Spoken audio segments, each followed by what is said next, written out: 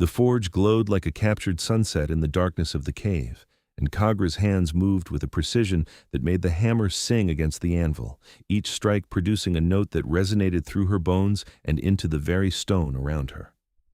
She had been working on this blade for 3 months, through the turning of autumn into winter, and now as spring's first warmth crept across the mountains, she could feel that the sword was almost ready, almost alive with the magic she'd been pouring into it with every strike, every fold of the steel, every whispered prayer to the old gods of metal and fire. The blade sang. Not metaphorically, not in the way that other smiths might describe a particularly well-balanced weapon, but truly sang with a voice like crystalline water flowing over ancient stones. It was a sound that made her tusks ache and her pointed ears twitch, a sound that seemed to carry warnings and promises in equal measure. Kagra held the weapon up to the forge light, watching the way the flames danced along its edge, and she knew with a certainty that settled deep in her chest that this blade was not meant for her people. The war had been building for years, ever since the human settlements had begun pushing deeper into the mountain valleys that the orc clans had called home, for generations beyond counting. There had been skirmishes, raids, burnings on both sides. Blood had soaked into the earth until Kagra thought the ground itself must be sick with it. Her clan, the Ironbrow, had tried to remain neutral, had tried to keep to their forges and their crafts, but neutrality was becoming impossible when human soldiers marched through their hunting grounds, and orc war parties descended from the high peaks with axes, singing for vengeance. Kagra's master, old Thorga, who had taught her everything she knew about the forge, had died 3 weeks ago with an arrow through his throat, a human arrow. The clan elders wanted war. They wanted every forge to produce weapons, every smith to work day and night crafting the tools of slaughter. And Kagra had bent to that will, had begun this blade with the intention of creating something that could turn the tide of battle, something that could protect her people. But the blade had other ideas. As she worked it, as the magic flowed through her hammer and into the steel, she had begun to have visions, dreams that came to her both sleeping and waking, showing her images of fire sweeping across the valley, of farmland burning, of children running through smoke, of her own clan's caves collapsing under siege engines. In every vision, the destruction was total. In every vision, there were no victors, only the dead and the dying. The blade sang louder now, a warning note that made her green skin prickle with goosebumps. Kagra set down her hammer and took a cloth to cool the metal, watching as the glow faded to reveal the intricate patterns she had folded into the steel. The sword was beautiful and terrible, and she knew what she had to do even though the knowing made her stomach twist with fear. She had to give it to someone who would use it not to wage war, but to prevent it. Someone who stood between the two sides, someone who might still have the innocence or the foolishness to try for peace. The human farms in the lower valley were the buffer between orc territory and the larger human settlements beyond. Kagra had watched those farms from the mountain paths, had seen the way the farmers tried to maintain their lives even as armies marched past their fields. There was one farm in particular, a modest holding near the river where a single man worked the land. She had seen him from a distance several times, tall and broad-shouldered, with dark hair and what looked like old scars on his arms. He moved like someone who had known combat, but had chosen to set it aside. She made her decision in the space of a heartbeat, and once made, she did not allow herself to question it. Kagra wrapped the singing blade in oilcloth and leather, bound it carefully so the song was muted to a whisper, and then prepared herself for the journey down from the mountains. Leaving the clan caves was dangerous. There were scouts and sentries who would question her, and if they discovered what she carried and where she intended to go, they would likely kill her as a traitor. Kagra waited until deep night, until even the forge watch had grown drowsy, and then she slipped out through one of the old hunting paths that wound down the mountainside. The blade was heavy across her back, heavier than its physical weight should have made it, as though it carried the burden of all the futures it might prevent or create. The descent took her most of the night. By the time she reached the valley floor, dawn was beginning to paint the eastern sky with streaks of pink and gold. Kagra kept to the tree line, moving quietly despite her size and the weight of her burden. Orc women were not small, and she stood easily 6 feet tall with broad shoulders and arms corded with muscle from years at the forge. Her leather apron and work clothes were stained with soot and oil, and her dark hair was bound back in a practical braid that hung to the middle of her back. She could see the farm now, a simple wooden house with a barn and several fields that had been recently plowed for spring planting. Smoke rose from the chimney, which meant the farmer was awake. Kagra's heart hammered against her ribs as she approached, every instinct screaming at her that this was madness, that she should turn back while she still could. The blade sang softly against her back, a sound like encouragement or perhaps like inevitability. She was halfway across the nearest field when the door to the farmhouse opened and the man stepped out. He was carrying a bucket, probably heading to the well, and for a moment he did not see her. Then his head turned, his eyes found her dark shape against the morning light, and he froze. Kagra stopped walking. She raised her empty hands slowly, palms out, in what she hoped was a universal gesture of peace. The man set down his bucket with careful deliberation, and his hand moved to his belt where a long knife hung. He did not draw it, but his fingers rested on the hilt. "I am not here to fight," Kagra called out. Her voice was rough from the night's travel and from the smoke of the forge, deeper than a human woman's voice, but clear enough. "I have something for you, something important." The man did not respond immediately. He stood very still, and now that the light was better, Kagra could see his face more clearly. He was perhaps 30 years old, with strong features and dark eyes that watched her with a mixture of wariness and something else, something that might have been curiosity. There was a scar that ran from his left eyebrow to his cheekbone, pale against his tanned skin. "You are an orc," he said finally. It was a statement, not a question, and his voice was steady despite the tension in his shoulders. "I am Kagra of the Ironbrow clan. I am a smith." She gestured to the bundle on her back. "I have made something. The forge showed me that it belongs to you." "The forge showed you." The man's tone was flat, disbelieving. "And you decided to walk onto my land at dawn with a weapon on your back because your forge talks to you?" "Yes." Kagra saw no point in elaborating. Either he would listen or he would not. The man studied her for a long moment, his hand still on his knife. Then, slowly, he seemed to come to some decision. "My name is Edric Farmer. And yes, that is my actual family name before you ask. My father thought he was being clever. A hint of something that was almost humor flickered across his face. If I let you come closer, are you going to try to kill me?" "No." "Are there other orcs waiting in the trees to ambush me once you have me distracted?" "No, I came alone. My clan does not know I'm here." Edric Farmer regarded her for another long moment, and then he took his hand off his knife and picked up his bucket again. "All right then, come up to the house, but keep your hands where I can see them. And if you make any sudden moves, I have a crossbow inside, and I know how to use it." "You were a soldier," Kagra said as she began walking forward again. "I was.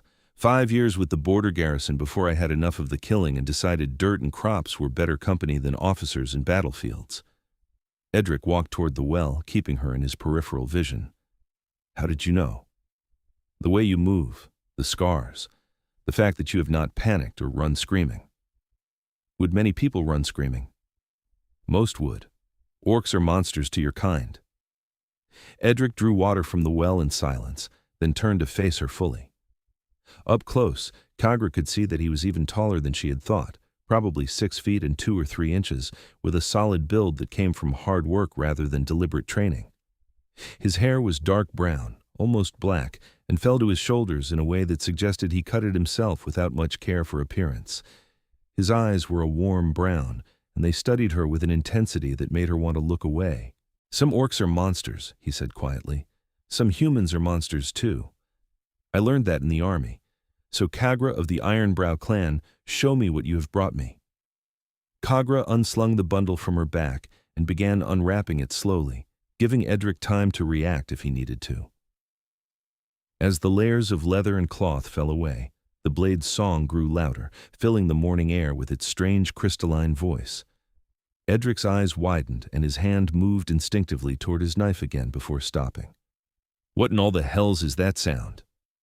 "The blade singing. It is what it does." Kagra held the sword out across her palms, offering it to him.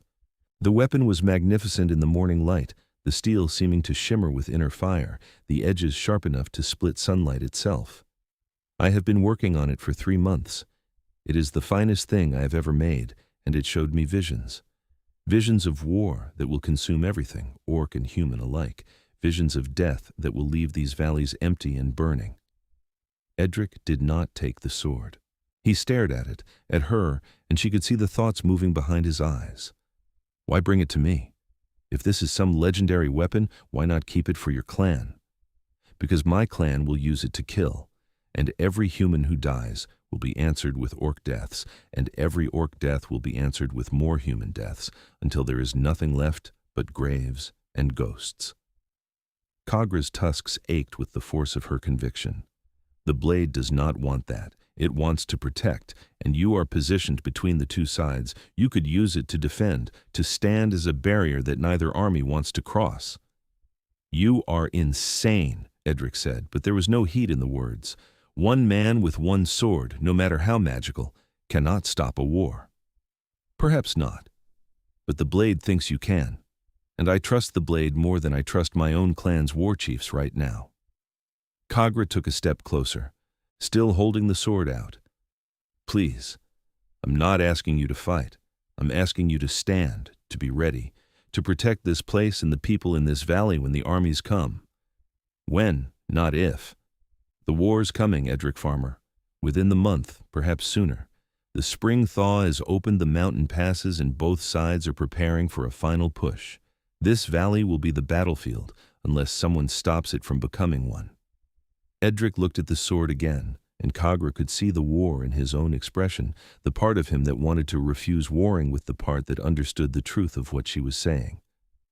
Finally, slowly, he reached out and took the blade from her hands. The moment his fingers closed around the hilt, the sword's song changed.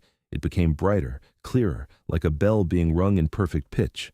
Light seemed to shimmer along the blade's edge, and Edric gasped, nearly dropping the weapon. What did it do to me? It accepted you. You are its bearer now.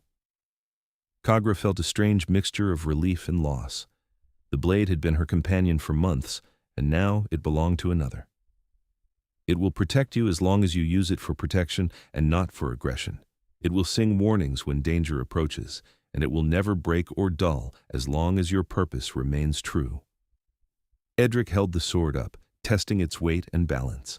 Despite his obvious shock, his hands moved with the practiced ease of someone who had spent years training with weapons. This is madness. This is absolute madness. He lowered the blade and looked at Kagra directly. Why did you really come here? What do you want from me? I want you to protect us, Kagra said simply. All of us, human and orc alike. I want you to be what I cannot be because I am trapped by the expectations of my clan, and what the armies cannot be because they are trapped by their hatred. I want you to stand in this valley and say no to the killing. And what will you do? I will go back to my clan and try to convince them that there is another way. I will probably fail. I will probably be exiled or killed for betraying them by giving you this weapon. But I will try, because the alternative is everyone I love dying in a war that serves no purpose except feeding the pride of leaders who will not be the ones bleeding in the fields. Edric was quiet for a long time, looking between her and the sword. The sun had fully risen now, painting the farmyard in warm morning light.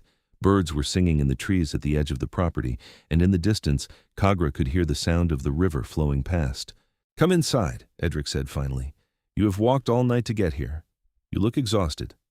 Have breakfast at least before you go back to what sounds like certain death. Kagra blinked, surprised.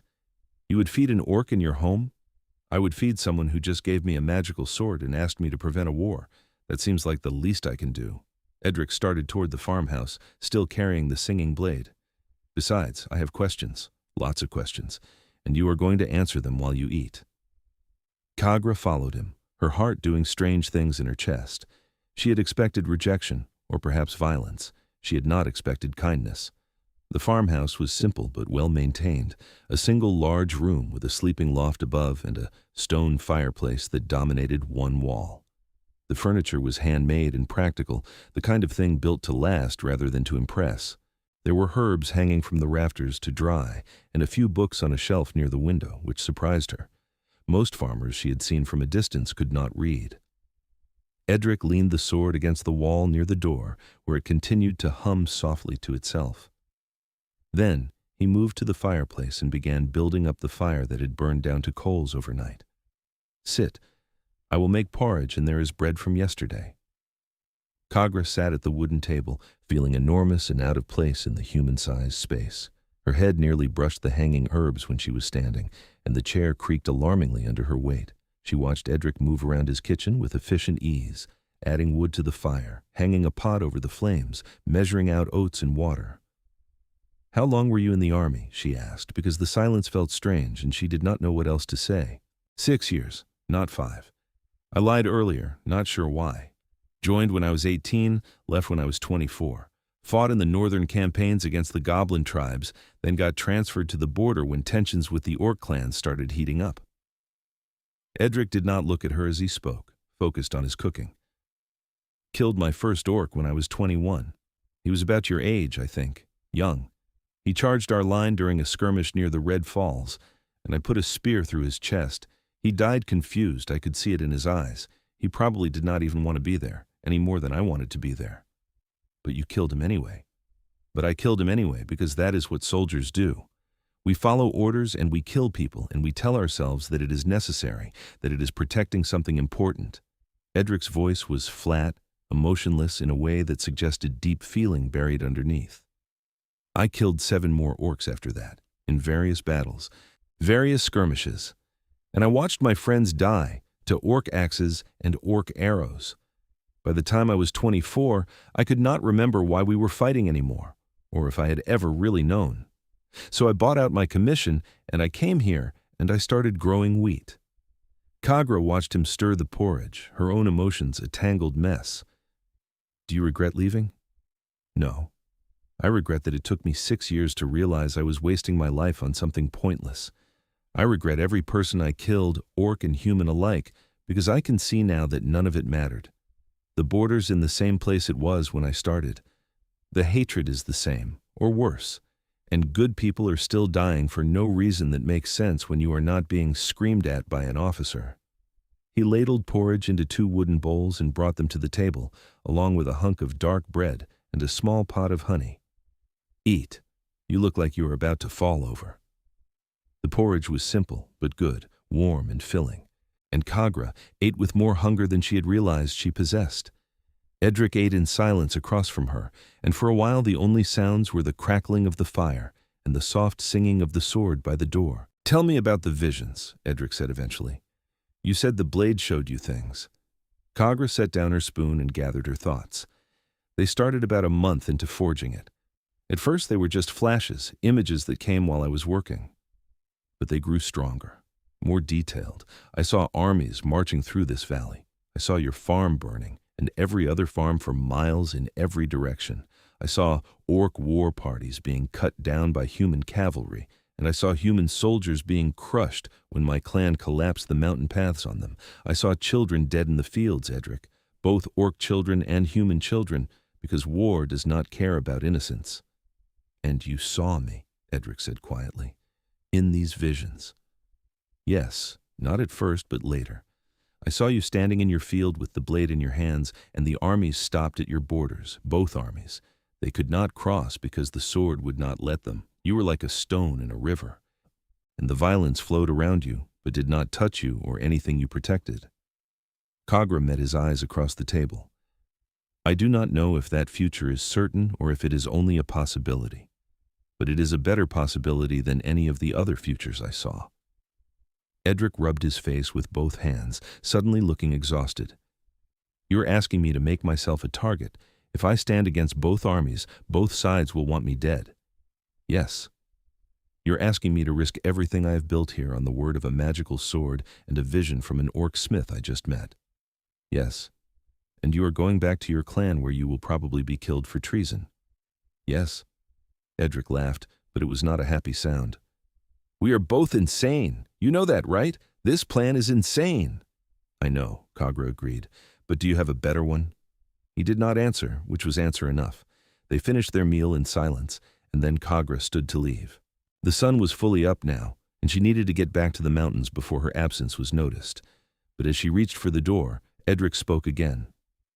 Wait. If I do this, if I try to stand against the armies, I'm going to need help. Information. I need to know when they are coming, where they are positioned, what they are planning. He looked at her with an intensity that made her breath catch. Can you get that information to me without getting caught? Kagra's mind raced. It would be dangerous, incredibly dangerous. But it might also give her a reason to return, a way to help even after giving up the blade. I can try. There's an old oak tree at the edge of your eastern field where your land meets the forest. I can leave messages there, carved into the bark or hidden in a hollow. Check it every morning. Every morning, Edric agreed. He picked up the singing sword and held it awkwardly, as though still not sure what to do with it. Kagra. If you get caught, if your clan discovers what you are doing, do not try to be a hero. Run. Come here if you need to. I will help you if I can. Something warm and unfamiliar unfolded in Kagra's chest at his words. Why would you help me? You do not know me. I am an orc. You are someone trying to stop a war. That makes you worth helping. Edric's expression was serious, and for a moment Kagra thought she saw something else in his eyes, some emotion she could not quite name. Be careful. You too, she said, and then she was out the door and running across the fields toward the safety of the tree line. The climb back up to the clan caves was harder than the descent had been, both because she was tired and because now she had to face what she had done. Kagra's mind was full of Edric Farmer, of his scarred face and his sad eyes, and the way he had offered her food without hesitation. She told herself that the warmth in her chest was just relief that her mission had succeeded, that the blade had found its proper bearer. She told herself it had nothing to do with the human man himself. She was lying to herself, and she knew it, but she did not have the energy to examine that truth too closely.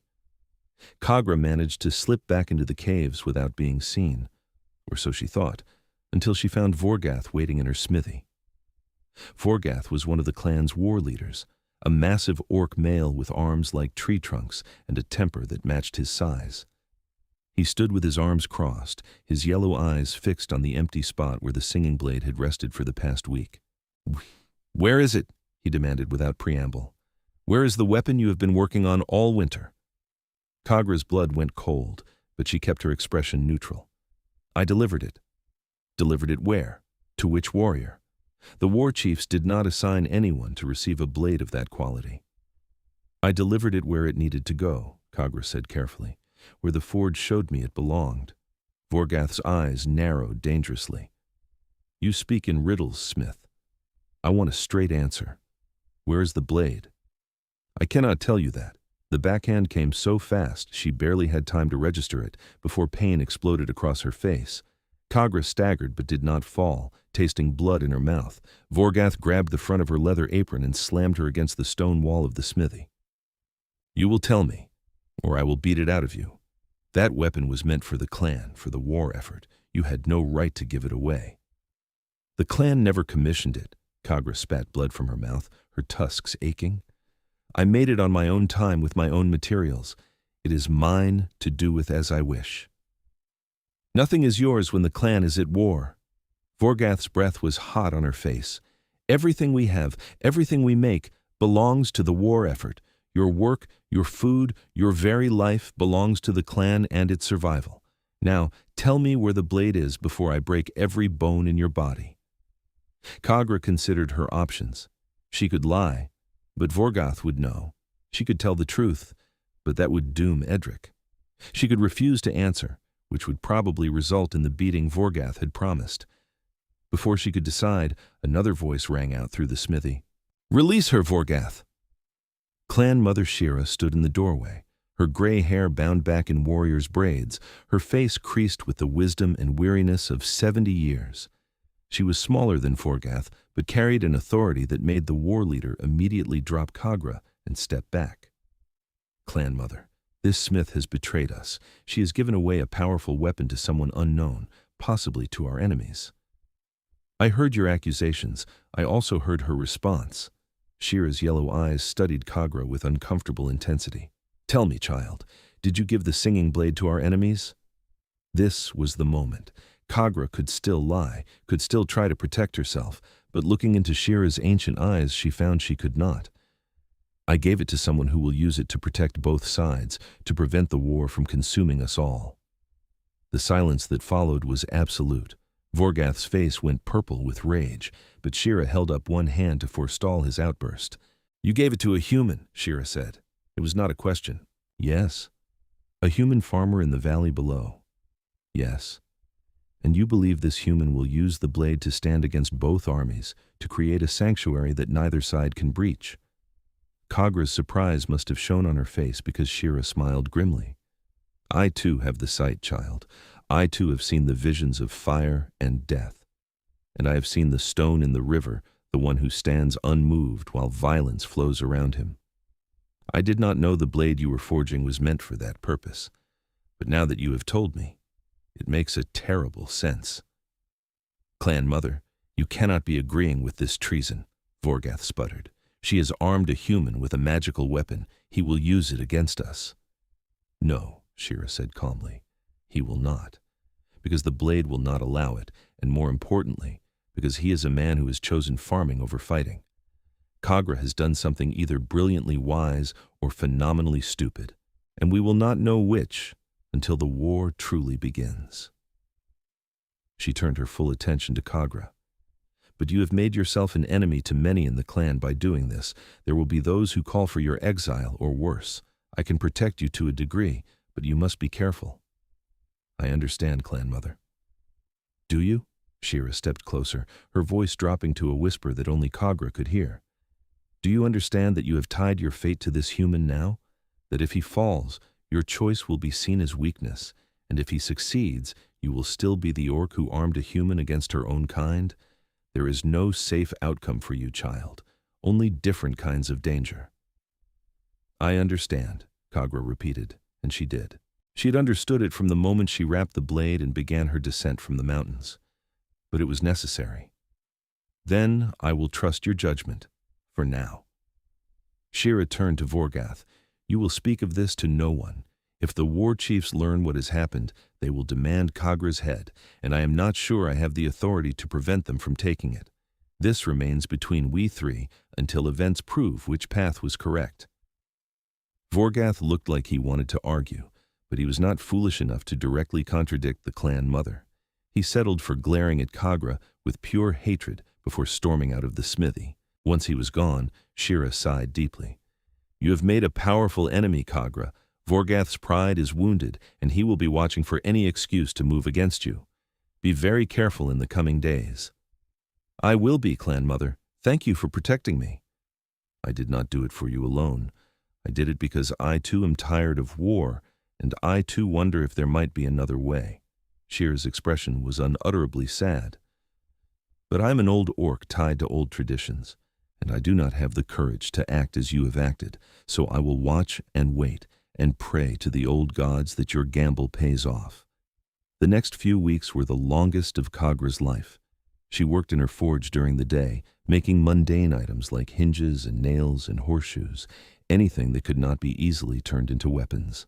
At night, she slipped out to gather information, listening to the war chief's planning sessions from hidden alcoves, memorizing troop movements and supply routes.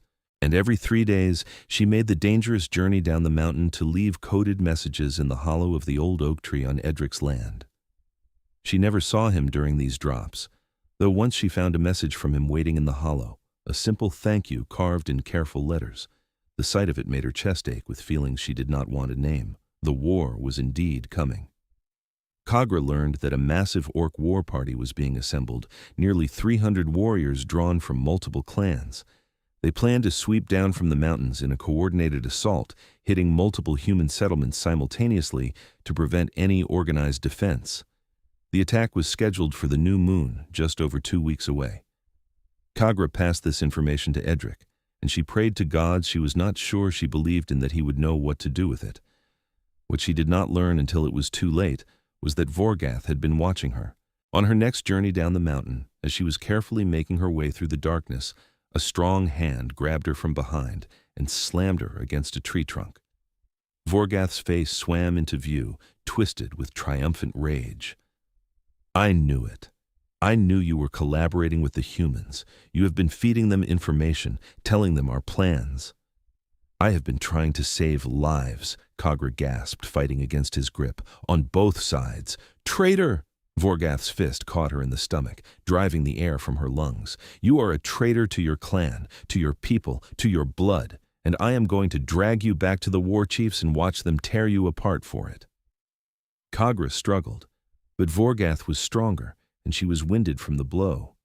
He began pulling her back up the mountain path, and she knew that once they reached the caves, her life was over. The war chiefs would not be merciful. They would make an example of her, likely torturing her to death in front of the entire clan as a warning against further treachery. Terror gave her a burst of strength. She twisted in Vorgath's grip, brought her knee up hard between his legs, and when he doubled over in pain, she shoved him as hard as she could. He was off balance on the narrow path, and he fell, rolling several feet down the mountainside before catching himself on a boulder. Kagra did not wait to see if he was seriously injured. She ran, plunging down the mountain path with abandon, branches whipping at her face and loose stones turning under her feet. Behind her, she could hear Vorgath roaring, could hear him crashing through the underbrush in pursuit. He was injured, but not incapacitated, and he was faster than her on the downhill slope. She burst out of the tree line into Edric's fields, just as the first light of dawn was touching the eastern horizon. Her lungs were burning, her legs were shaking, and she could hear Vorgath only seconds behind her. The farmhouse was still dark, no smoke from the chimney yet. She did not know if Edric would even be awake, did not know if he would help even if he was, but she had nowhere else to go. Kagra pounded on the door with both fists, shouting, "Edric! Edric, please, I need help!" For a terrible moment there was silence. Then the door swung open, and Edric stood there in his sleeping clothes, hair disheveled, the singing sword already in his hand. His eyes went wide when he saw her state. "Kagra, what?" "No time. Vorgath is right behind me. He knows about the messages. He's going to kill me." The words tumbled out in a desperate rush. "Please, I know I have no right to ask, but please." Vorgath burst from the tree line at that moment, his face a mask of blood and fury. He saw Kagra at Edric's door, saw the human with the glowing sword, and his expression became murderous. "Step away from that traitor, human!" Vorgath bellowed, drawing a massive battle-axe from his back. "She is a criminal of the Ironbrow clan, and her life is forfeit. Give her to me, and you can walk away from this." Edric's hand tightened on the sword's hilt, and the blade's song grew louder, a warning note that seemed to vibrate through the morning air. He stepped forward, positioning himself between Kagra and the approaching orc warrior. "No," he said simply. Vorgath's laugh was ugly. "You think that fancy sword makes you a match for me, human? I have been killing your kind for 10 years. One more will not even slow me down." "Then you will have to go through me to get to her," Edric said, his voice steady despite the fact that Vorgath was a head taller than him and probably twice as strong. "Because I am not moving." The singing blade flared with sudden light, bright enough to make both Kagra and Vorgath shade their eyes. The sound it made was no longer just a song but a clarion call, a challenge that rang across the fields, and Edric stood holding it with a calm certainty that made Kagra's heart twist painfully in her chest. He was willing to die for her. This human man who had met her once, who had spoken to her for the length of one breakfast, was willing to stand against a trained orc warrior to protect her. Vorgath charged with a roar, his axe swinging in a deadly arc. Edric moved to meet him, and the singing blade came up to parry. The two weapons met with a sound like thunder, and light exploded from the point of contact. Vorgath was thrown back several feet, landing hard on his back in the dirt. He climbed to his feet slowly, staring at Edric with new wariness. "What kind of magic is that?" "The kind that will not let you pass," Edric said. His hands were steady on the sword's hilt, though Kagra could see the tension in his shoulders. "The blade is protecting this place and everyone in it. You cannot win this fight, Vorgath. Go back to your clan." "I will die before I let a traitor go unpunished." "Then die," Edric said with surprising coldness, "but know that your death will serve no purpose except adding one more body to the pile." Vorgath snarled and charged again, and again the singing blade met his axe with explosive force. This time, Vorgath was ready for the impact, but the blade's magic was stronger. With each strike, light poured from the sword, and with each parry, Vorgath was driven back. He was the superior fighter, but the blade was making up the difference, guiding Edric's movements, protecting him from strikes that would have been fatal. The fight lasted less than a minute before Vorgath realized he could not win. He staggered back, breathing hard, his axe lowered. Blood ran from a cut on his forehead, where a particularly close strike from the sword had grazed him. "This is not over," he spat. "When the war comes, human, you will die with all the rest of your kind. And you," he turned his burning gaze on Kagra, "you are dead to the Ironbrow clan. You are nameless, clanless, an exile and an oathbreaker. If any orc sees you, they have the right to kill you on sight. I will make sure every warrior in the war party knows your face." Then he turned and limped back toward the tree line, disappearing into the forest shadows. Kagra's legs gave out and she sat down hard on the doorstep, shaking with reaction. Edric lowered the sword slowly, the light fading from its blade, the song diminishing to a quiet hum. He turned to look at her and his expression was complicated. "Are you hurt?" "Bruised. Nothing serious." Kagra tried to stand and found she could not quite manage it yet. "Edric, I'm sorry. I did not mean to bring this to your door. I should not have come here." "Where else would you have gone?" Edric crouched down in front of her, his dark eyes searching her face. "He said you are exiled. Does that mean you cannot go back to your clan?" "It means if I go back, they will kill me, slowly and painfully, to make an example." Kagra's voice was hollow. She had known exile was a possibility, but the reality of it was overwhelming. "I have nowhere to go, no clan, no home, no purpose." Edric was quiet for a long moment. Then he stood and held out his hand to her. "Stay here." Kagra stared at his hand like it was a foreign object. "What?" "Stay here, on the farm. You can help with the work and you will be safe. The sword will protect this place from both armies, remember? You can stay until you figure out what you want to do next." Edric's expression was earnest, almost desperate. "I cannot send you back out there knowing you will be killed. I will not. You would harbor an exiled orc in your home?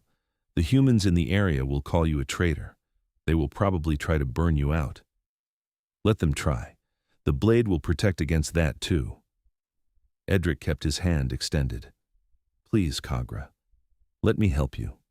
You gave me this sword and asked me to protect people. Let me start by protecting you."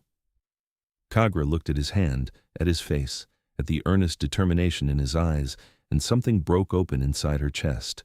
She reached out and took his hand, letting him pull her to her feet. His hand was warm and calloused from farm work, and it fit around hers with surprising comfort despite the difference in their sizes. "Thank you," she whispered, and she meant it with every fiber of her being. "Come inside. You need food and rest, and then we need to figure out what comes next." Edric led her into the farmhouse, the singing sword still in his other hand. "Because if Vorgath was telling the truth, the war party will be here soon, and we need to be ready." Kagra slept most of that day, exhausted from the night's ordeal and the weeks of stress leading up to it. When she woke, it was late afternoon, and the farmhouse was filled with the smell of cooking. She climbed down from the loft where Edric had insisted she take his bed while he slept below, and found him stirring a pot over the fire. "Vegetable stew," he said without turning around. "Nothing fancy, but it is filling. How are you feeling?" "Sore, confused, like my entire life has been torn apart and I am standing in the wreckage." Kagra sat at the table, which she was beginning to think of as her spot even though she had only eaten at it once before. "How are you so calm about all of this?" "I'm not calm. I'm terrified." Edric brought 2 bowls to the table and sat across from her. "But I learned in the army that panic does not help anything. So I focus on what I can control, making food, preparing defenses, planning for what comes next." "And what does come next?" "According to your last message, the war party attacks in 12 days. That does not give us much time." Edric ate a spoonful of stew, chewing thoughtfully. "I have been thinking about what you said, about the visions showing this place as a sanctuary. If that is going to work, we need to prepare. We need to make it clear that this farm is neutral ground, that anyone who comes here seeking safety will find it." "How do you make that clear to 2 armies that hate each other?" "I have no idea, but we are going to figure it out together." Edric's smile was small but genuine. "You know the orcs, their customs and their thinking. I know the humans. Between us, maybe we can find a way." They spent the evening planning, talking through possibilities and problems. Kagra found herself surprised by how easy it was to work with Edric, how naturally their minds seemed to complement each other. He was practical where she was idealistic, cautious where she was bold. But somehow that balance felt right. As darkness fell and Edric lit candles around the farmhouse, Kagra found herself watching him with new eyes. He moved with quiet competence, his scarred hands steady as he worked. There was something deeply calming about his presence, something that made the chaos of her situation feel almost manageable. "Why are you really doing this?" she asked suddenly. "Helping me, I mean. Standing against the armies. You could have stayed out of it, kept your head down, survived whatever came." Edric set down the candle he was lighting and looked at her directly. "I told you already. I'm tired of the killing, tired of watching good people die for no reason. And you," he paused, seeming to search for words, "you came down from your mountain knowing you might be killed for it, because you believed there was another way. That kind of courage deserves to be supported, not abandoned." "That is not the whole reason," Kagra said quietly. Edric was silent for a long moment. Then he sighed and sat back down at the table across from her. "No, it is not. The truth is, when you showed up on my doorstep with that sword, you were the first person in 2 years who had treated me like I was more than just an ex-soldier or a suspicious loner living too close to Orc territory. You looked at me and saw someone who could make a difference, someone who mattered. That is a rare gift, Kagra, and I suppose I want to prove you right." His words sent warmth flooding through Kagra's chest, a sensation that both frightened and thrilled her. She had to look away from his eyes before she said something foolish. "You should know," she said carefully, "that among orcs, when someone is exiled, they are considered dead to their clan. All previous relationships and obligations are severed. In a practical sense, I am no longer Ironbrow. I'm just Kagra. No clan, no family, no history." "Is that supposed to make me treat you differently?" "I do not know. I just thought you should understand what it means that I'm here." Kagra traced patterns on the wooden table with one thick finger. "In Orc culture, when someone is made clanless, they usually seek adoption into another clan or they die in the wilderness. But those are not options for me now. So I'm adrift, untethered." Edric reached across the table and placed his hand over hers, stopping her nervous tracing. The contact sent a shock through her system, and Kagra's breath caught. "Then you will figure out how to build a new life," he said firmly. "One that is not defined by clan or culture or anyone's expectations except your own. And I will help you, for as long as you want the help." Kagra looked down at their hands, his pale skin against her green, his fingers smaller but no less strong. Something was happening between them, something she had not anticipated and did not know how to handle. She was falling for this human man with his sad eyes and his gentle strength, and the realization was as terrifying as it was intoxicating. She pulled her hand back gently, not wanting to hurt him but needing the distance. "We should focus on preparing for the war party. Personal matters can wait until we are not facing immediate death." If Edric was hurt by her withdrawal, he did not show it. He simply nodded and stood. "You're right. Let me show you the defensible positions around the farm. We need to know where to make our stand when they come." The next 12 days passed in a blur of activity. Edric and Kagra worked from dawn to dusk, preparing the farm for the coming conflict. They reinforced the doors and windows of the farmhouse, built barricades at key points around the property, and stockpiled food and water in case of a siege. Kagra used her smith's knowledge to repair and improve Edric's tools, turning plowshares and pruning hooks into weapons if needed, though she hoped desperately it would not come to that. They also talked, long conversations that stretched late into the night. Kagra told Edric about her life in the clan, about learning the forge from Master Thorga, about the subtle pressures and expectations that came with being a female orc in a society that valued warriors above craftspeople. Edric told her about his time in the army, about the friends he had lost and the things he had done that still haunted his dreams. They spoke about their families, their regrets, their hopes for a future that seemed increasingly uncertain. And through it all, the attraction between them grew. Kagra caught herself watching the way Edric's muscles moved under his shirt when he lifted heavy loads, the way his hair fell across his forehead when he was concentrating, the rare smile that transformed his serious face. She noticed the way he looked at her when he thought she was not paying attention, the careful way he made sure she had enough food, the protective stance he took whenever they heard sounds from the forest. They did not speak of it. There was too much else to worry about, too many practical concerns. But the awareness was there, a constant tension that hummed between them like the song of the magical blade. On the 11th day, 3 human families showed up at Edric's door. They were refugees from farms further south, fleeing ahead of rumors that the Orc war party was on the move. They were terrified, exhausted, and had nowhere else to go. Edric took them in without hesitation, despite Kagra's presence making them visibly nervous. He set them up in the barn with blankets and food, and he told them the same thing he had decided days earlier, that this farm was neutral ground, that anyone seeking peace would find it here, and that the sword would protect them from both armies. The refugees did not really believe him, Kagra could tell, but they were too desperate to argue. They stayed, and over the next day, more came. By the evening of the 12th day, there were nearly 30 people sheltering on Edric's property, humans fleeing the Orc war party, and even 3 orcs who had deserted rather than participate in the coming slaughter. It was one of those orc deserters, a young male named Grish, who brought word that the war party would arrive the next day. They were moving faster than expected, driven by the war chief's fury at learning about Kagra's betrayal and Vorgath's failure to kill her. "They are coming for blood," Grish said quietly, his yellow eyes haunted. "They are not going to stop for negotiations or parleys. They are going to sweep through this valley and kill everything that moves." "Not everything," Edric said. He stood in the center of his farmyard with the singing sword strapped to his back, looking at the frightened people who had gathered around him. "Tomorrow, when they come, I'm going to stand in that field and I'm going to offer them a choice. Turn aside and leave this place in peace, or face the consequences of trying to cross me. The sword will protect us. You have to trust that." "You are one man," one of the human refugees said, her voice shaking. "How can one man stand against 300 orc warriors?" "Because I am not fighting them. I'm standing against them. There is a difference." Edric's voice was calm, certain. "Fighting means trying to kill them. Standing means being an obstacle they cannot cross, a line they cannot cross. The sword will make that happen. I have seen what it can do." Kagra stood beside him, her heart swelling with pride and terror in equal measure.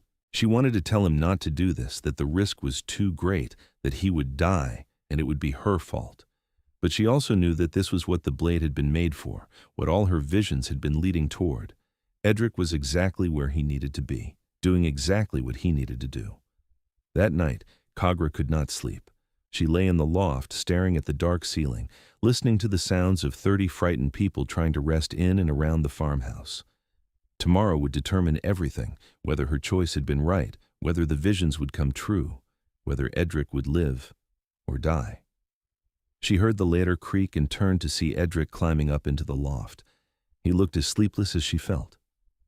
"Could not rest either?" she asked quietly. "Too much thinking." He settled beside her, careful to maintain a respectful distance. "Kagra, if something goes wrong tomorrow, if the sword does not work the way we hope, I want you to run. Take whoever will follow you and run north. There are human settlements that way, ones that might take in refugees. I am not leaving you. You have to promise me. If it looks like I am going to fall, you have to get these people to safety. That is more important than—" "No." Kagra rolled to face him, her voice fierce. "I am not leaving you to die alone while I run away. I brought you into this, Edric. I gave you that sword and I asked you to stand against armies. I am not abandoning you now." "Kagra, no, listen to me." She reached out and took his hand, holding it tightly. "You have given me sanctuary when I had nowhere to go. You have protected me when you had every reason not to. You have treated me with more kindness in 2 weeks than I received from my own clan in years. I'm staying. Phew, and that is final." Edric looked at their joined hands, then up at her face. In the darkness, his eyes were shadowed, but she could feel the intensity of his gaze. "Why? Why are you so determined to stay?" The answer was there on her tongue, 3 words that would change everything between them. But she was a coward, and so she said instead, "Because you need someone to watch your back, because I believe in what you are doing, because this is my fight as much as yours." It was all true, but it was not the whole truth, and they both knew it. Edric's hand tightened on hers. "Kagra, I need to tell you something, in case tomorrow goes badly and I do not get another chance." He took a deep breath. These past 2 weeks, having you here, working with you, talking with you, it has been the best time I have had since I left the army. Maybe the best time I have had ever. You make me feel like the world is not just violence and loss, like there is something worth protecting beyond just survival. And He stopped, seeming to struggle for words. Kagra's heart was hammering so hard she thought it might break through her ribs. I care about you, Edric finally said, more than is probably wise given the circumstances, more than I should after such a short time. But there it is. I care about you, and I need you to know that before tomorrow. Kagra's breath caught. She wanted to tell him that she felt the same, that every moment with him had become precious, that the thought of losing him was more terrifying than facing down the entire war party. But the words stuck in her throat, trapped behind years of Orc cultural conditioning that said this kind of vulnerability was weakness.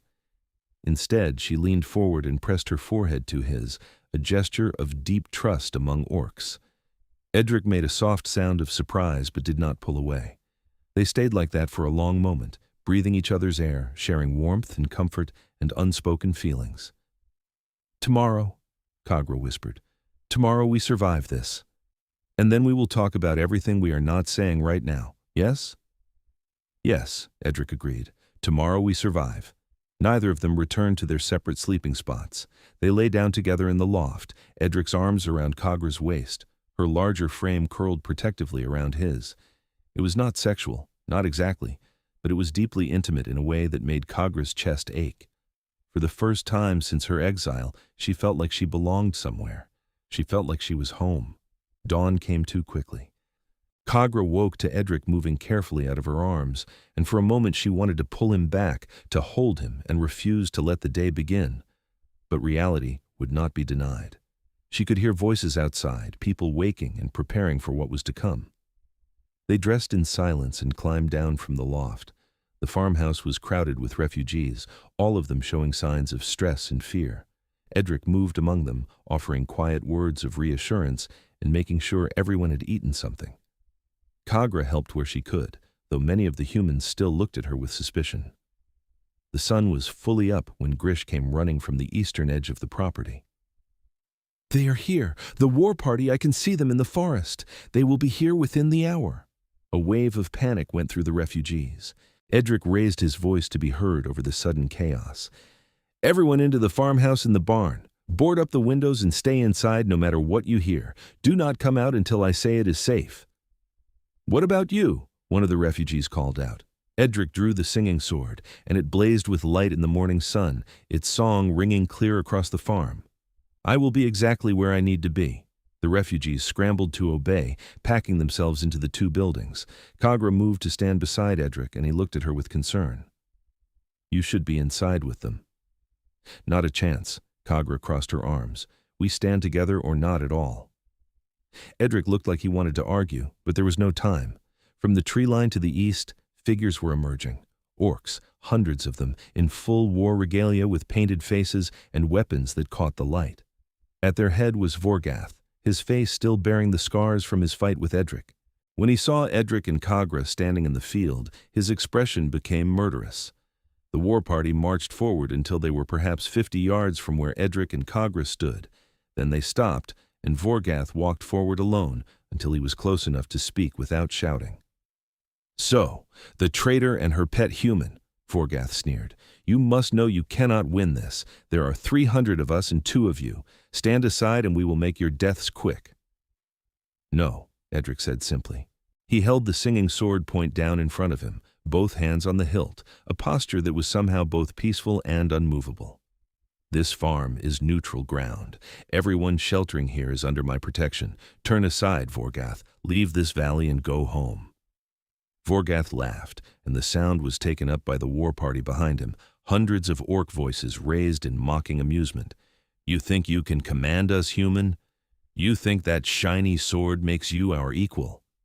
"I do not command you.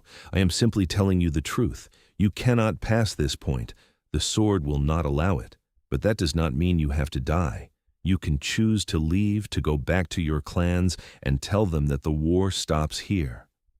"The war stops when every human in this valley is dead," Vorgath roared. "Ironbrow, with me!" He charged forward, his battle-axe raised, and 20 warriors charged with him. Edric did not move, did not raise his sword or take a defensive stance. He simply stood, and the blade began to sing louder, the sound building to a crescendo that made the air itself vibrate. When Vorgath and his warriors were 10 feet away, the sword's magic activated. Light erupted from the blade in a solid wall, a barrier that stretched from the ground to high above Edric's head. The charging orcs slammed into it and were thrown back violently, some landing on their backs, others tumbling head over heels. None of them crossed the line where Edric stood. Vorgath climbed to his feet, fury and disbelief warring on his face. What sorcery is this? The sorcery of a blade forged by one of your own people, Edric said calmly. A blade that understands the difference between protection and aggression. You cannot cross this line, Vorgath. Not you, not your warriors, not your entire war party. This farm and everyone in it are protected. Then we will burn you out. Vorgath turned to his warriors. Archers, fire arrows, burn the buildings. No, Kagra stepped forward, her voice ringing across the field. Vorgath, this is insanity. You are going to kill innocent people, both orc and human, because of your pride. Is that what the Ironbrow clan has become? Murderers of refugees? They are sheltering a traitor. You are a traitor, Kagra. Your words mean nothing. Then listen to the blade. Kagra pointed at the still glowing sword. It was forged in our forges by our methods, with our magic. It chose this human because it knew what was coming, because it saw a future where we all die in pointless violence. You can call me traitor all you want, but the blade knows the truth. For a moment, uncertainty flickered across Vorgath's face. The blade's song had changed, was becoming something almost mournful, and several of the orc warriors were shifting uncomfortably. But then Vorgath's expression hardened again. Magic or not, I have my orders. Ready arrows! 50 orc archers knocked arrows and dipped them in oil. Another group stood ready with torches. Kagra's heart sank. Even if the barrier protected Edric, the buildings would burn, and the refugees inside would have to flee directly into the war party. Edric, she said quietly, we need to do something. I know. Edric's jaw was clenched, and she could see him thinking furiously. Then his expression cleared, and he raised his voice again. Vorgath, I offer you single combat. You against me, the sword against your axe. If you win, the barrier falls and you can do as you wish. If I win, your war party turns around and goes home. Does the mighty Vorgath dare to face one human? The challenge hung in the air. Vorgath could not refuse without looking like a coward in front of his warriors, and they both knew it. His face twisted with rage, but he nodded. Single combat, and when I kill you, human, I am going to make it last. Edric handed Kagra his cloak and stepped forward. The barrier of light faded, though the sword continued to glow and sing. Vorgath moved to meet him, his battle-axe held ready. Edric, be careful, Kagra whispered. He's a better fighter than he looks. I know, but I have the sword, and I have something to fight for. Edric's eyes met hers for just a moment, and in them she saw love and determination and a willingness to die if that was what it took to protect her and the refugees. The two warriors began to circle each other. Vorgath struck first, a massive overhead blow that would have split Edric from skull to stomach if it had landed. But the singing sword came up to meet it, and again light exploded from the contact. Vorgath was forced back a step, his arms shaking from the impact. They traded blows, Vorgath's experience and strength against the sword's magic, and Edric's desperate need to protect. It was clear that without the blade's magic, Edric would have died in the first exchange. But with it, he was managing to hold his own, deflecting strikes that should have killed him, landing cuts that made Vorgath roar with pain and fury. The fight seemed to last forever and no time at all. Kagra watched with her heart in her throat, unable to look away, unable to help. Around her, she could hear the other refugees pressing against windows, watching the battle that would determine all their fates. Vorgath was slowing, bleeding from a dozen cuts, his breathing labored, but he was still dangerous, still capable of landing a killing blow if Edric made a single mistake. And Edric was tiring too, his movements becoming less fluid, his parries coming a fraction of a second slower. Then Vorgath lunged forward in a final desperate attack, his axe aimed at Edric's heart. Edric tried to parry, but he was a heartbeat too slow. The EX blade slipped past the sword's guard, and Kagra screamed, but the blade's magic saved him one more time. Light flared between Edric and the axe, and instead of penetrating his chest, the weapon skidded off an invisible barrier and went wide. Edric, acting on pure instinct, lunged forward and drove the singing sword through Vorgath's stomach. The big orc froze, looking down at the blade protruding from his body with an expression of absolute shock. Edric held the sword steady, his face grim. "I did not want this," he said quietly. "I gave you a chance to walk away." Vorgath coughed blood. "You fight well for a human. Maybe the traitor was right about you." He looked past Edric to where Kagra stood, and for just a moment his expression softened. "Kagra, I was wrong. You were trying to save us. I see that now." Then he collapsed as Edric withdrew the blade. The great orc warrior was dead before he hit the ground. Silence fell over the field. 300 orc warriors stared at their fallen war leader, and then at Edric, who stood with the glowing singing sword in his hands. No one moved. No one spoke. Then, slowly, one of the orc warriors stepped forward. She was older, probably a clan mother or senior warrior, and she looked at Vorgath's body with deep sadness. But when she raised her eyes to Edric, there was respect in them. "You have won your challenge, human. By the laws of combat, we must honor it." She turned to the assembled war party. "We return to the mountains. This valley is under this warrior's protection. We will not cross his boundaries." "What about the war chiefs?" one of the warriors called out. "They ordered us to clear this valley." "Then the war chiefs can come down from their comfortable caves and fight him themselves," the older orc said sharply. "I have seen enough death today, and I am beginning to think the traitor was wiser than any of us gave her credit for." She looked at Kagra. "Kagra of the No clan, you are still exiled. That has not changed, but I want you to know that some of us understand what you were trying to do. Some of us are grateful." Then she began walking back toward the mountains, and after a moment of hesitation, the rest of the war party followed. Within minutes, the field was empty except for Vorgath's body, Edric, and Kagra. Edric's legs gave out and he sat down hard on the ground, the sword still clutched in his hands. The glow was fading from the blade, its song diminishing to a whisper. Kagra ran to him, dropping to her knees beside him and running her hands over his body, checking for injuries. "Are you hurt? Did he hit you?" "No, I'm fine, just tired." Edric looked up at her, and his face was drawn with exhaustion and the weight of having killed a man. "Is it over? Did we actually survive that?" "We survived," Kagra confirmed. She pulled him into a tight embrace, not caring that they were covered in blood and dirt, not caring that the refugees were probably watching from the windows. "You did it, Edric. You stood against an army and you won." "We did it," Edric corrected. He pulled back just enough to look at her face. "Without you, without the blade you forged, without your courage in giving it to me, none of this would have happened. This is your victory as much as mine." Kagra wanted to argue, but she was too busy crying, tears streaming down her green cheeks.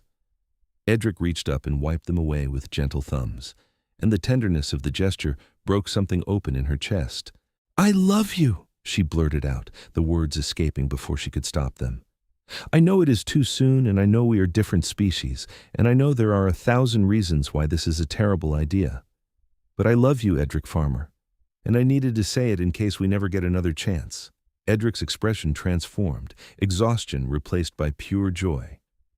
"I love you too. I've been wanting to say it since the night you arrived here bleeding and terrified, and still brave enough to ask for help.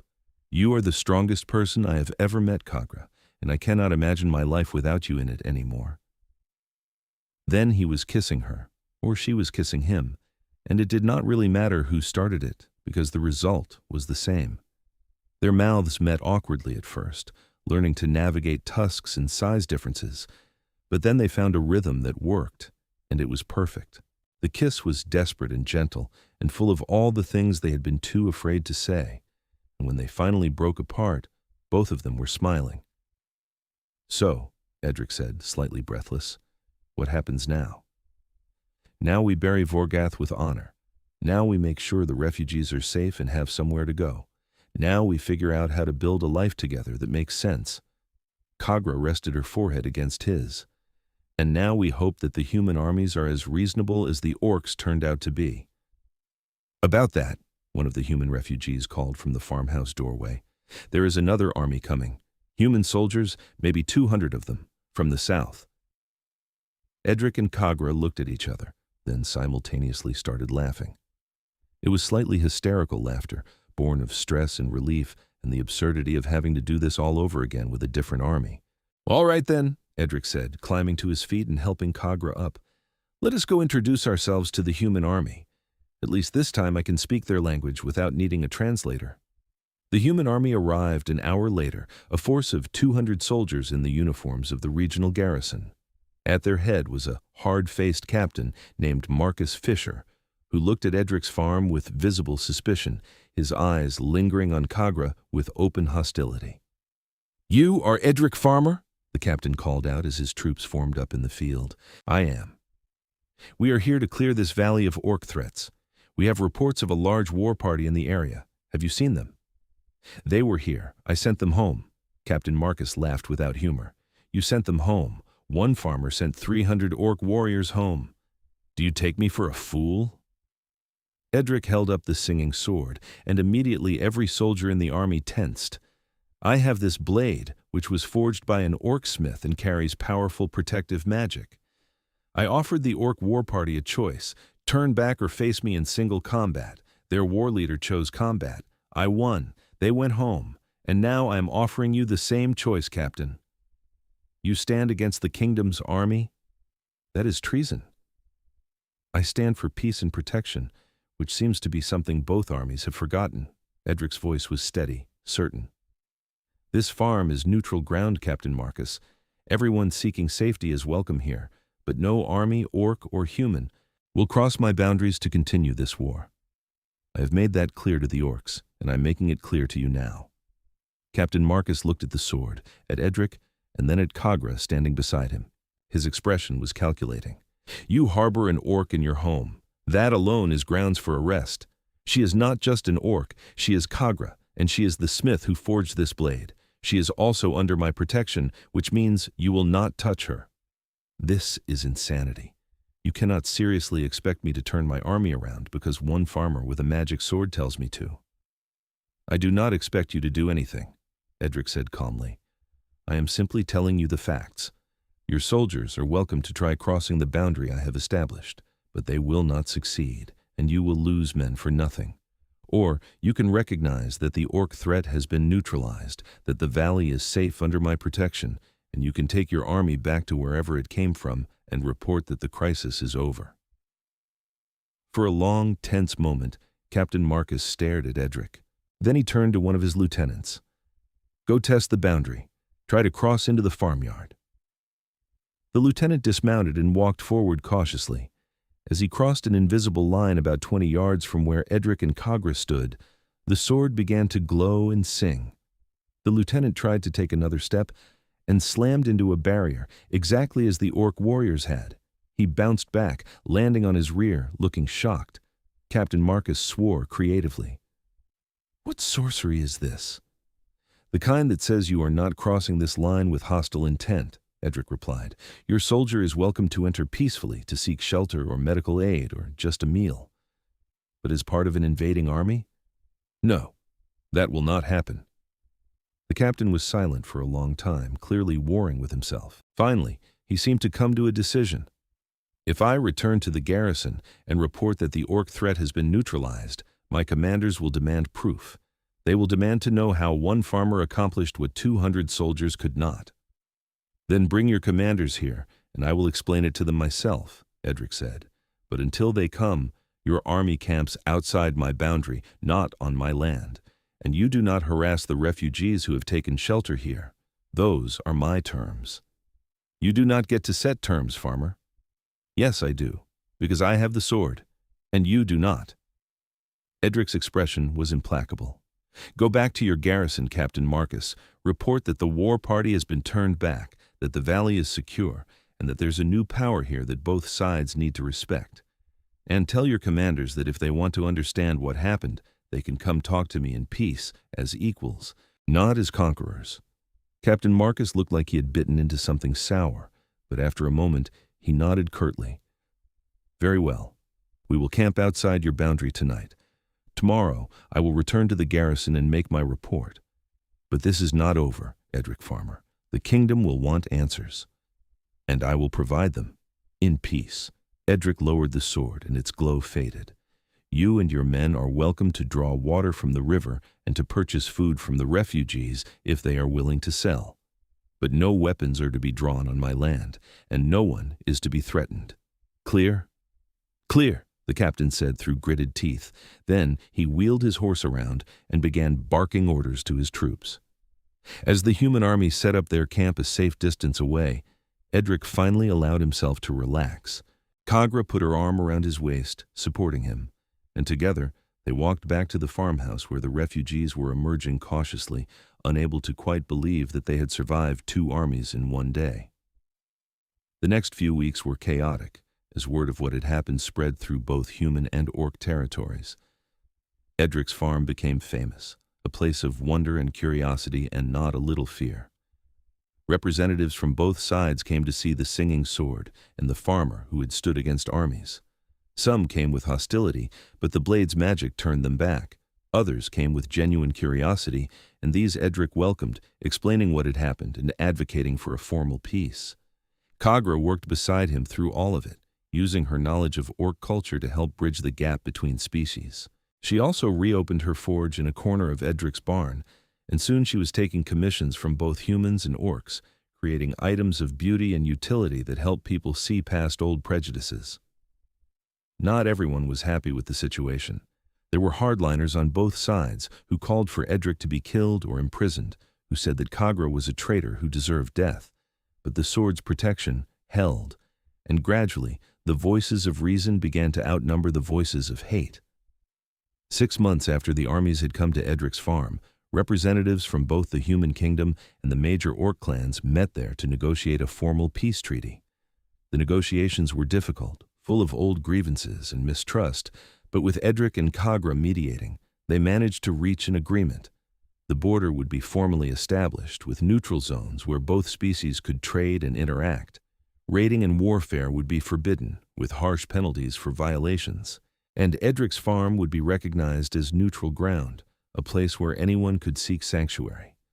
The day the treaty was signed, Kagra stood beside Edric in his farmyard, watching as representatives from both sides put their marks on the document. She felt his hand slip into hers, warm and steady, and she squeezed back. "We did it," he murmured. "We actually created peace." "You created it. I just provided the tools." "We created it together," Edric corrected. He turned to face her fully, ignoring the diplomats and witnesses around them. "Kagra, I've been thinking about something for a while now, and I cannot put it off any longer." Kagra's heart began to race. "What is it?" Edric dropped to one knee right there in front of everyone, still holding her hand. "In human culture, when we want to spend our lives with someone, we ask them to marry us. I know orcs have different traditions, and we can honor those too if you want.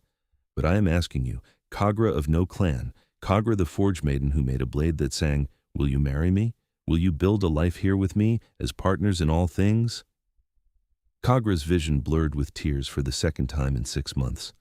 Around them, she could hear surprised murmurs from the assembled witnesses, could feel the weight of dozens of eyes on them. She did not care. All she cared about was the man kneeling in front of her, offering her his heart and his life.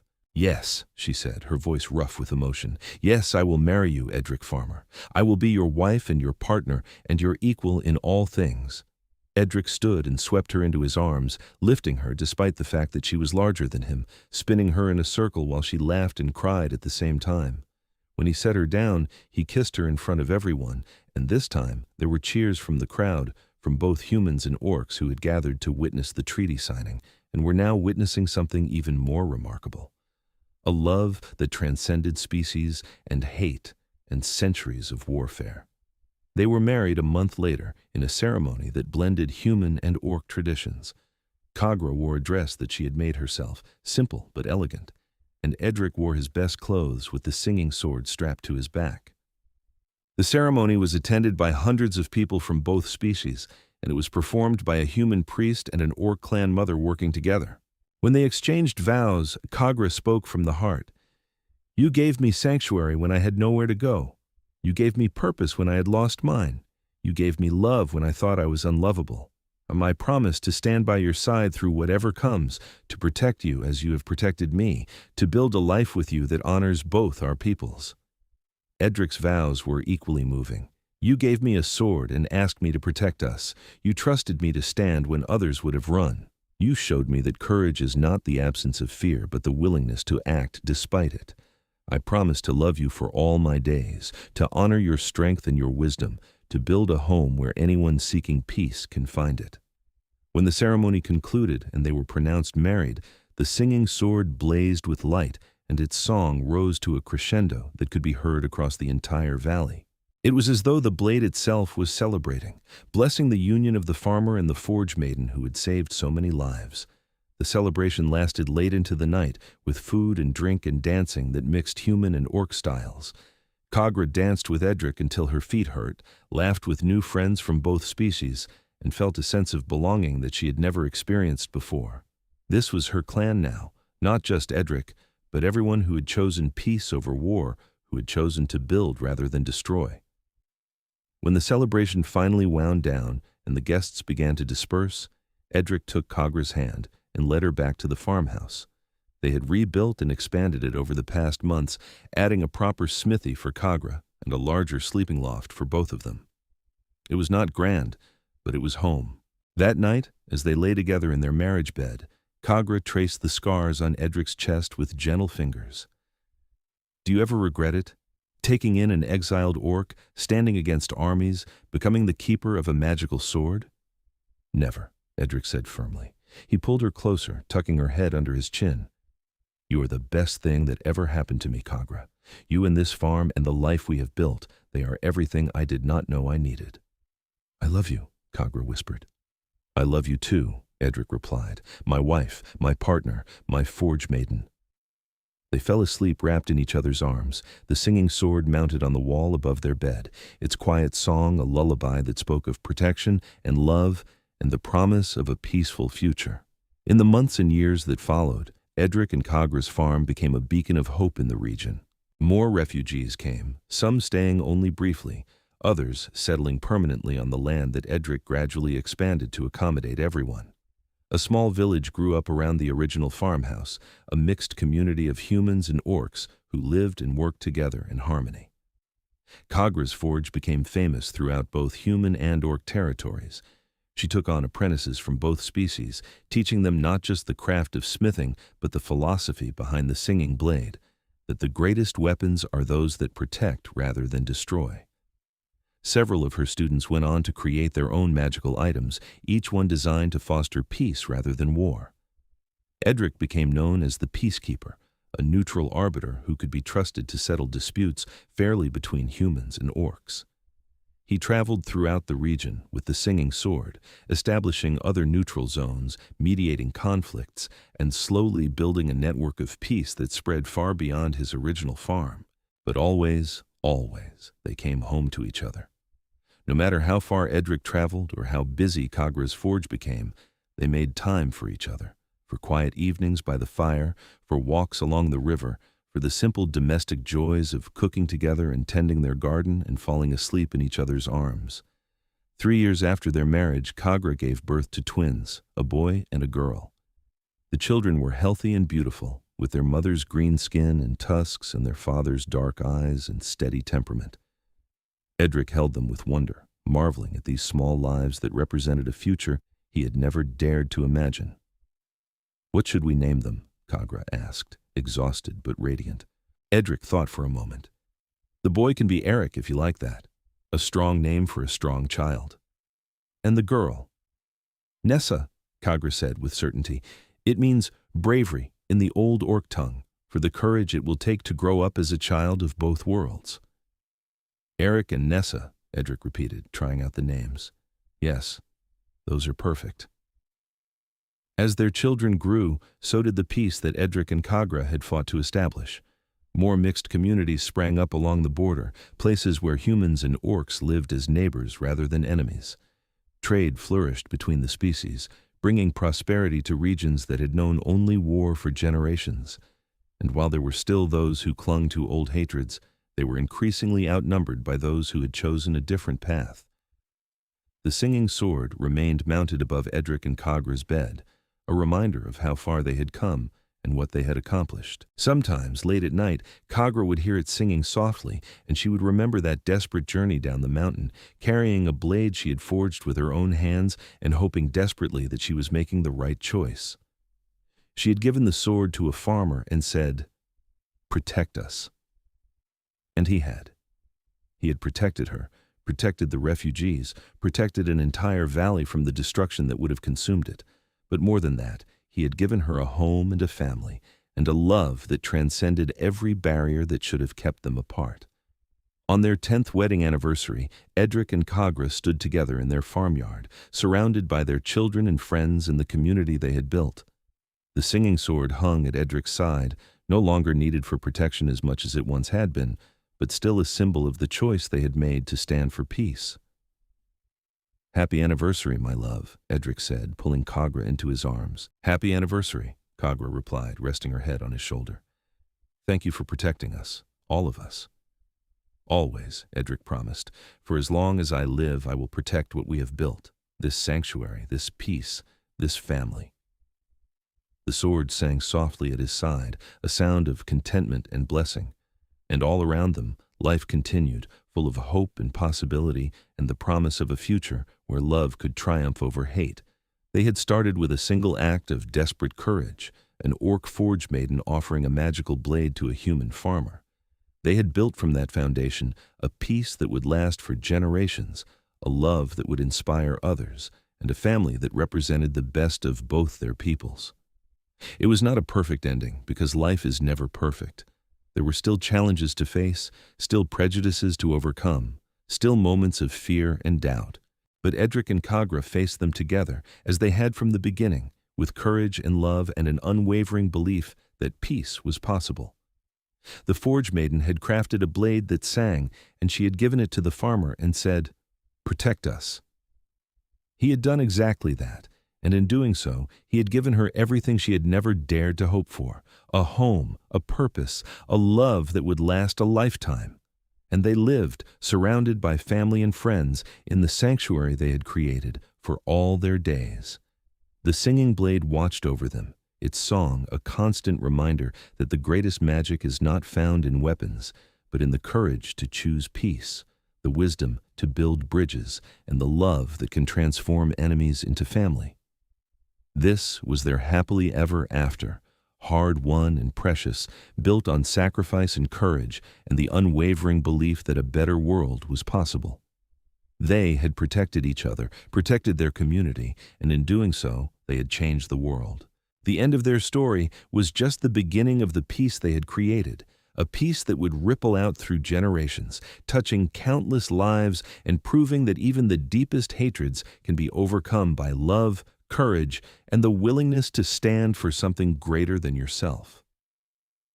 Edric and Kagra had done exactly that, and in doing so, they had forged something more enduring than any blade, more powerful than any magic, a future worth living for, together.